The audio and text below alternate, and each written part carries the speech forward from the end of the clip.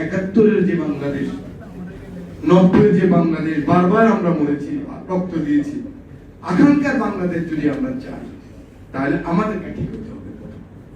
প্রত্যেকটা মানুষ আমরা লাভবান হতে চাই। যে যেখানে আছে, বোরকা পরে আছেন আর ঘোমটা পরে আছেন, প্যান্ট পরে আসেন, পায়জামা পরে আসেন, আমরা সকলে লাভবান হতে চাই।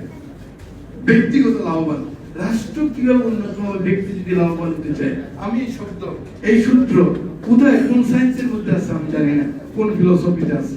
কোরবানি দিয়ে হয় রাষ্ট্র সৃষ্টি, কোরবানি দিতে হবে। আমি সিটিই তো বেশি, উইপেসি আরো বেশি, কালকে মন্ত্রী হলে আরো বেশি খরচ বেশি হবে, আরো সে একটা দারিদ্র জীবন যাপন। এখন যদি আমার 1 লাখ টাকা খরচ হয়, আমি ওই খরচে 2 লাখ টাকা খরচ হবে। আপনি গেলে আপনার শুধু চা খাওয়াতে পারবো না, মিষ্টি খাওয়াতে পারবো। আমি যদি এটা না পাই, আমি এটা গ্রহণ করা দরকার।